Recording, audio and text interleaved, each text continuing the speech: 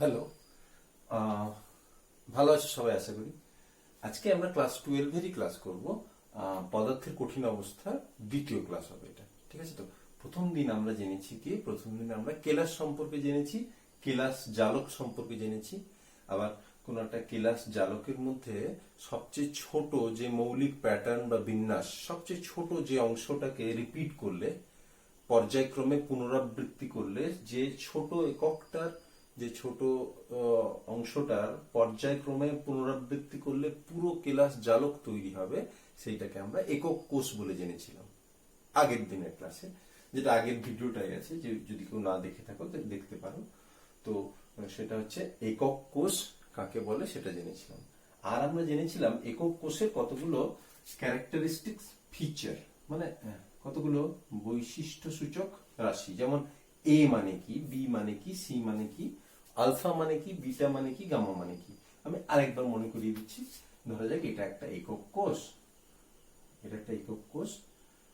সেই একক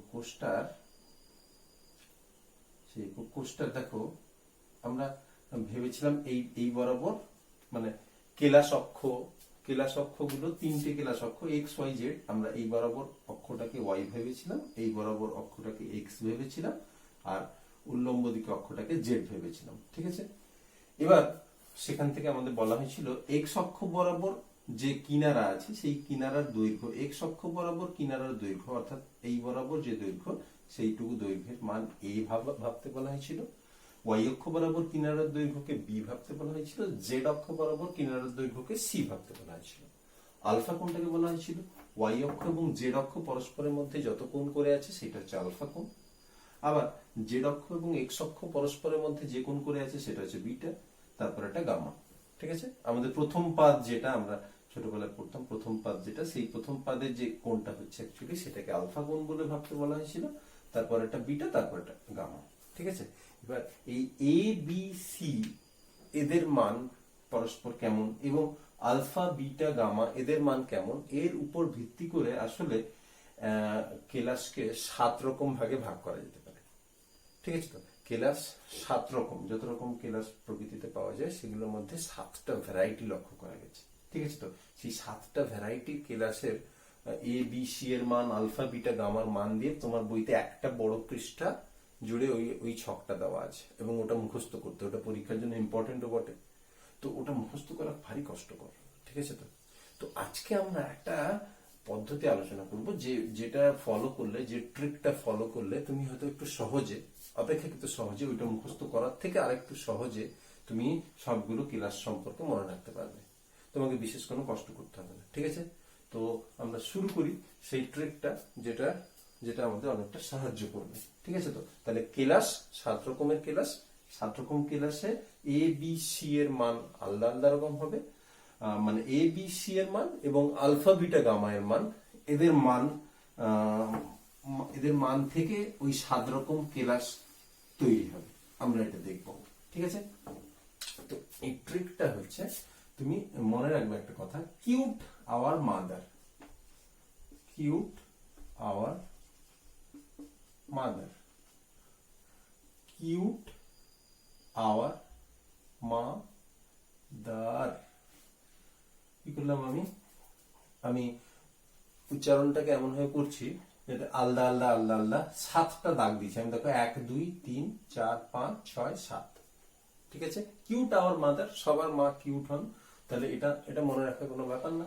এবার এটাকে আমি 7টা আলাদা আলাদা ভাবে ভেঙেছি, আমি সেটাকে এদিকে উপর নিচ করে লিখবো, C U T E, hour, আওয়ারটা একসাথে, এম ও টি, শুধু টি, এইচ ই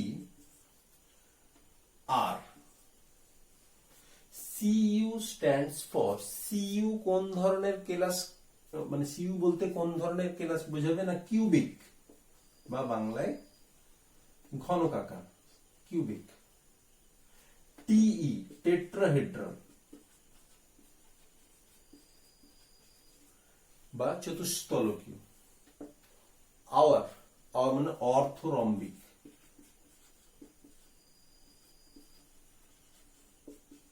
অর্থরম্বিক। এমো মনোক্লিনিক, টি ট্রাইক্লিনিক, এইচ হেক্সাগোনাল, আর রম্বোহেড্রাল,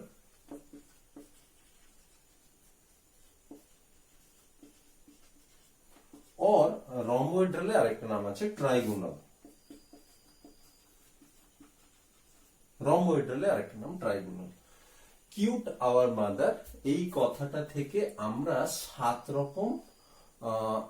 রকম কেলাসের নাম লিখে ফেলেছি একটা বিশেষ সিকোয়েন্সে। এই সিকোয়েন্সে লিখতে পারলে আমাদের কাজটা অর্ধেকের বেশি হয়ে গেল। ঠিক আছে, তো এবার এদের ক্ষেত্রে এ বি সি এর মান কেমন, আলফা বিটা গামা এর মান কেমন লেখা, তাহলে এইটা লিখতে পারাটা সবচেয়ে বেশি জরুরি। এটা লিখতে পারলে আমি বললাম অর্ধেকের বেশি কাজ হয়ে গেল। Cubic, tetrahedral, orthorhombic, monoclinic, triclinic, hexagonal, rhombohedral. ঠিক আছে, এবার খুব সহজ সহজ কতগুলো কাজ করবো। তাহলে এটা কিউট আওয়ার মাদার রইল, এখানে আমরা এজ লিখবো, এজ লেন্থ মানে এ বি সি এর কথা থাকবে এখানটা, আর এখানটা থাকবে কোনগুলোতে মানে আলফা বিটা গামা এদের মান থাকবে। ঠিক আছে, আমি একটু দাগ টেনে নিচ্ছি তাহলে আমাদের করতে সুবিধা হবে।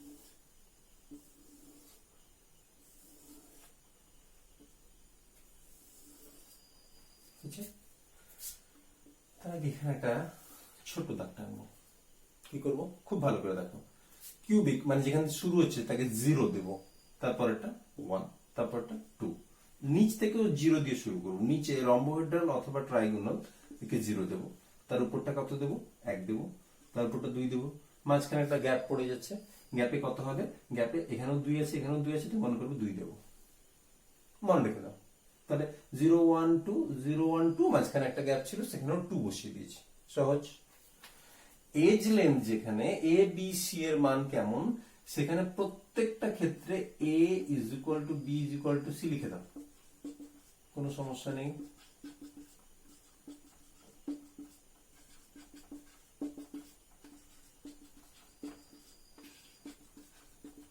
কোনো সমস্যা নেই। এবার দেখো এই সংখ্যাগুলো আমাদের হেল্প করবে। 0 0 মানে কোনো কাট লাগাবো না, কটা কাটবো সেই সংখ্যাটা এখানে আছে ভাবো। 0 মানে কোনোটা কাটবো না। ঠিক আছে, তার মানে কিউবিক বা ঘনকাকার এই ধরনের ক্লাসের ক্ষেত্রে তার বাহুর দৈর্ঘ্য এক্স অক্ষ বরাবর, ওয়াই অক্ষ বরাবর, জেড অক্ষ বরাবর একই। ঠিক আছে, তো A is equal to B is equal to C. Tetrahedral একটা কাট লাগাবো, কাটটা সাধারণত শেষের দিকে লাগাবো।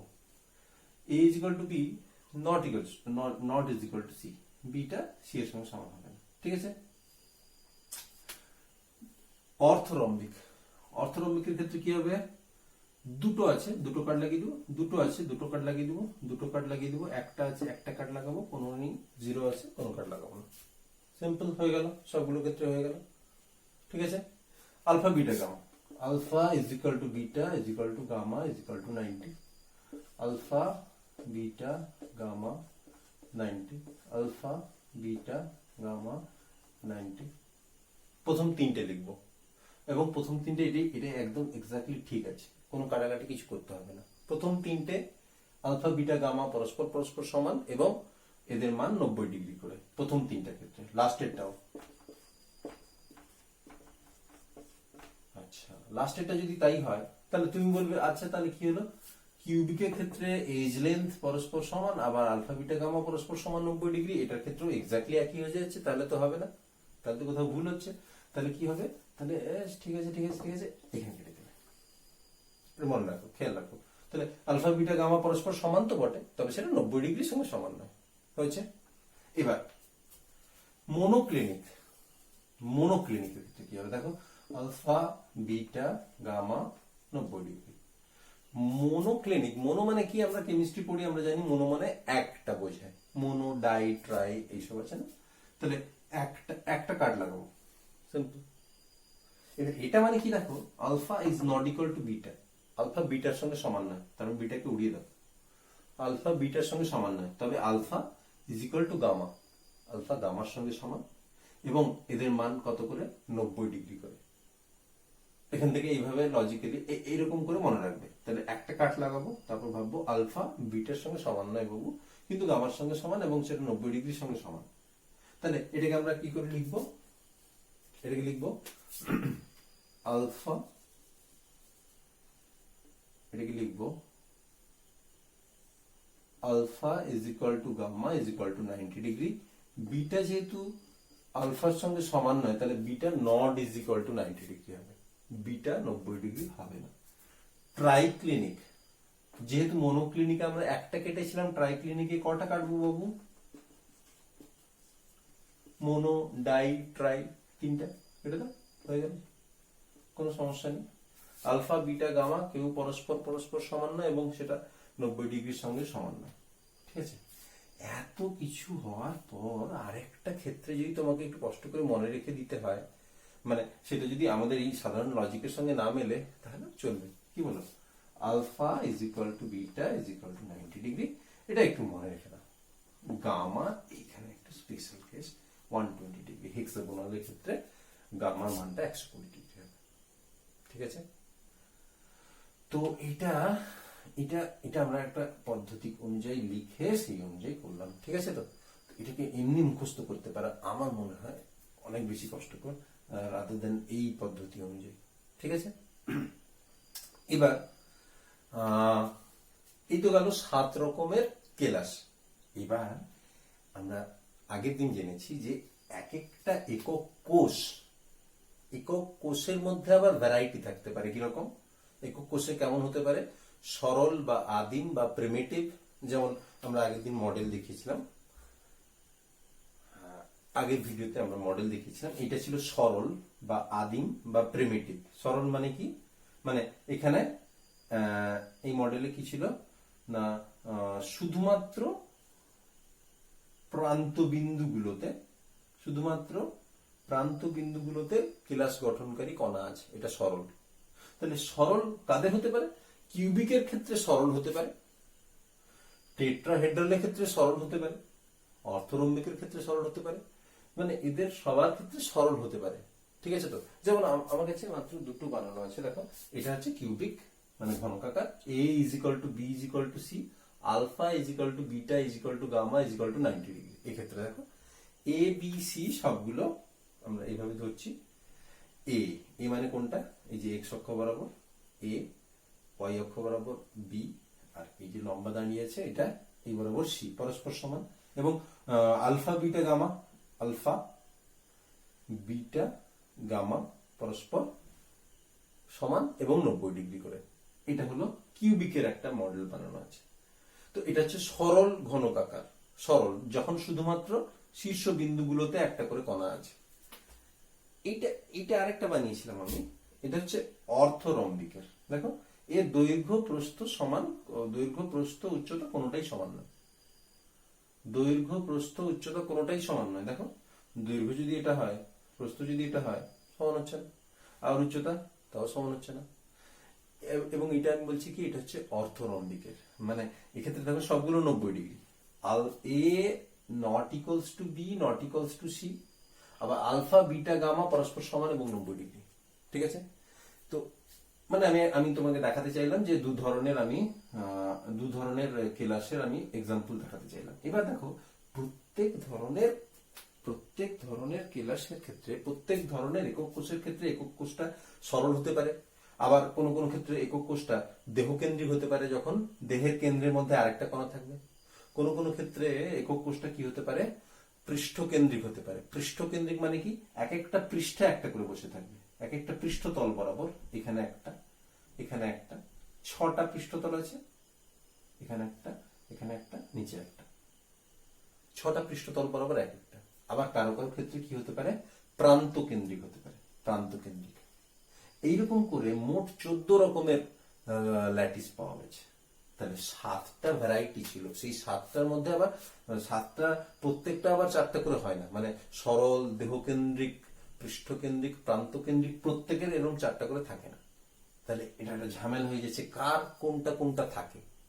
এরকম করে মোট কত রকমের পাওয়া গেছে? 14 রকমের। সেগুলোকে আবিষ্কারকের নাম অনুযায়ী ব্রাভেস ল্যাটিস বলা হয়, বিজ্ঞানীর নাম অনুযায়ী ব্রাভেস ল্যাটিস বলা হয়। 14 রকমের ব্রাভেস ল্যাটিস পাওয়া যায়। কার ক্ষেত্রে কোনটা কটা? কিউবিকের ক্ষেত্রে কটা পাওয়া যায়? রম্বোহেড্রালের ক্ষেত্রে কটা পাওয়া যায়, ঠিক আছে তো? রম্বোহেড্রালের ক্ষেত্রে কটা পাওয়া যায়, হেক্সাগোনালের ক্ষেত্রে কটা পাওয়া যায়, তাহলে সেটা একটু ঝামেলা হয়ে যাচ্ছে। সেক্ষেত্রেও আমরা একটা ট্রিক একটা ইউজ করব, ঠিক আছে তো? সেক্ষেত্রে আমরা কি ট্রিক ইউজ করব, তো আমি এই এই এই কথাগুলো মুছে দিচ্ছি। আমাদের এই সিকোয়েন্সটাও আমাদের সেখানে গাইড করবে আমাদেরকে, ঠিক আছে তো? এই সিকোয়েন্সটা আমাদের গাইড করবে। কি গাইড করবে?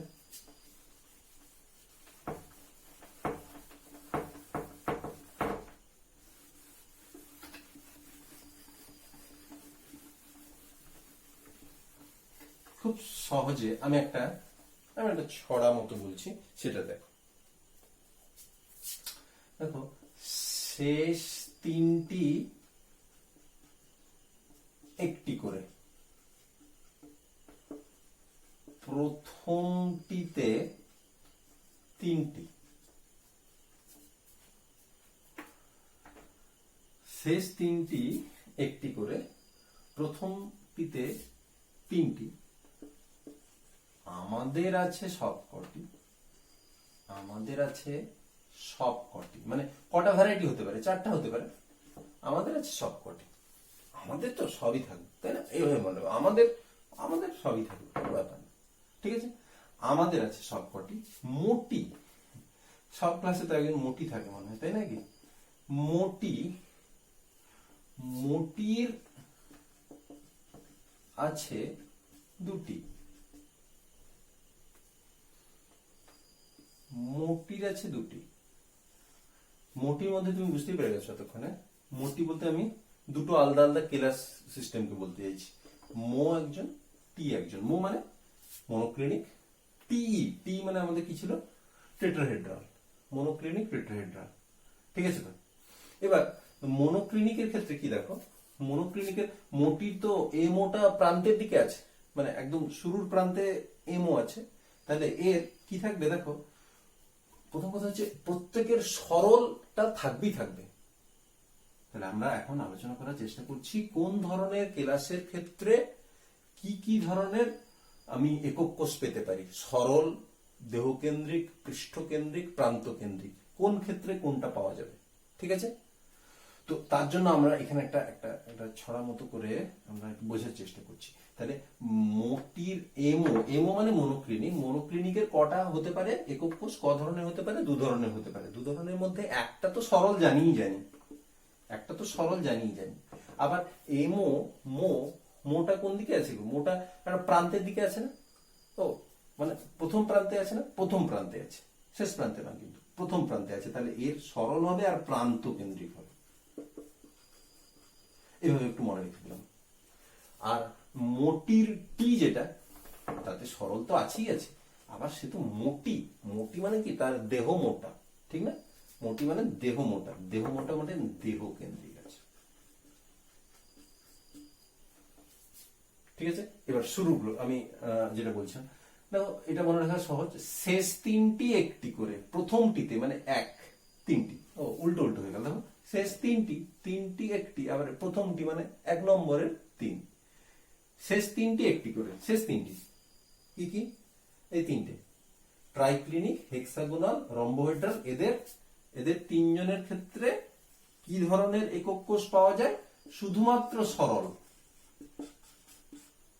শুধুমাত্র সরল, মানে সরল ট্রাইক্লিনিক একক কোষ পাওয়া যেতে পারে, সরল হেক্সাগোনাল একক কোষ পাওয়া যেতে পারে, সরল রম্বোহেড্রাল একক কোষ পাওয়া যেতে পারে। শুধুমাত্র সরল, শুধুমাত্র সরল পাওয়া যাবে, এদের ক্ষেত্রে আর কিছুই পাওয়া যাবে না।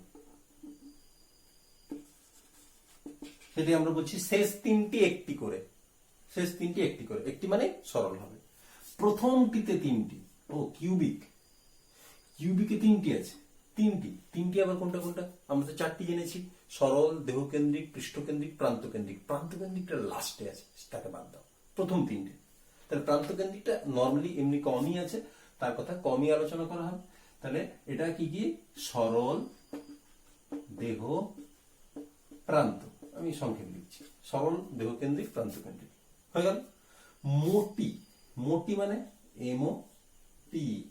আচ্ছা, আবার ও আমাদের আছে সবকটি, আমাদের সবকটি থাকবে, আমাদের সব আছে, কোনো ব্যাপার না। আমাদের বলতে এখানে আওয়ার মানে অর্থরম্বিক। অর্থরম্বিক হচ্ছে এমন এক ধরনের কেলাস যার ক্ষেত্রে সব কটা চারটি মানে কি কি? সরল, সরল দেহ, প্রান্ত, আর কি একটা হচ্ছে সরল দেহ প্রান্ত কেন্দ্রিক, আমি এটা ভুল বললাম, পৃষ্ঠকেন্দ্রিক। সরল দেহকেন্দ্রিক, পৃষ্ঠকেন্দ্রিক, প্রান্তকেন্দ্রিক। তাহলে কিউবিকের ক্ষেত্রে কি হবে? পৃষ্ঠকেন্দ্রিক হওয়া উচিত, আমি ভুল বলে গেলাম। পরপর তিনটে: সরল ঘনকাকার, দেহকেন্দ্রিক ঘনকাকার, পৃষ্ঠকেন্দ্রিক। প্রথমে নরমালি এই তিনটে বলা হয়, লাস্টে প্রান্ত বলা হয়। এর ক্ষেত্রে কি হবে? সরল দেহ পৃষ্ঠ প্রান্ত সবকটাই থাকবে। কার ক্ষেত্রে? আমাদের মানে কোনটা? অর্থরম্বিকে। এবার মোটির এমও কি হবে? এমোর আমরা বলেই দিয়েছি সরল হবে, প্রান্ত হবে। এমও যেহেতু প্রথম প্রান্তে আছে, প্রান্তের দিকে আছে। টি তার সরল তো হবেই হবে, আর তার দেহ মোটা বলে মোটির দেহ মোটা বলে দেহকেন্দ্রিক হবে। ঠিক আছে? এরকম তাহলে কত রকমের হলো গ্রাভিস ল্যাটিস? 14 রকমের হলো। দেখো এই যে শুধুমাত্র সরল এদের তিনজনের তিনটে, মনোক্লিনিকের দুটো, 5টা, এর 4টা, 5 4 9টা, এর দুটো, 10 11টা, এর 3টে, 14 ধরনের ব্রাভিস ল্যাটিস। তাহলে ব্রাভিস ল্যাটিস গুলো কার ক্ষেত্রে কটা? এরকম প্রশ্ন আগে এসছে যে অর্থ মানে কোন ক্ষেত্রে চার ধরনের কি পাবো আমরা? একক কোষ পাবো। মানে 4 ধরনের একক কোষ বলতে আমরা বুঝে যাবো সরল, দেহকেন্দ্রিক, পৃষ্ঠকেন্দ্রিক, প্রান্তকেন্দ্রিক, অর্থরম্বিক। একটাই অপশন অর্থরম্বিকের ক্ষেত্রে। ঠিক আছে তো? আবার কোন ক্ষেত্রে দেহকেন্দ্রিক পাবো বলে অপশানে অর্থরম্বিক আর কিউবিকটা না দিয়ে বাকি সবগুলো দিয়ে দিল। বাকি সবগুলোর মধ্যে দেহকেন্দ্রিক কোথায়? টি যেটা টেট্রাহেড্রাল, সেটার ক্ষেত্রে থাকে। ঠিক আছে তো? আশা করি এই দুটো ট্রিক তোমাদের পছন্দ হবে। ঠিক আছে তো? যেটা তোমাদের একটু মুখস্থ করা থেকে একটু বিরাম দেবে। ঠিক আছে তো? এটা দেখো, এই অনুযায়ী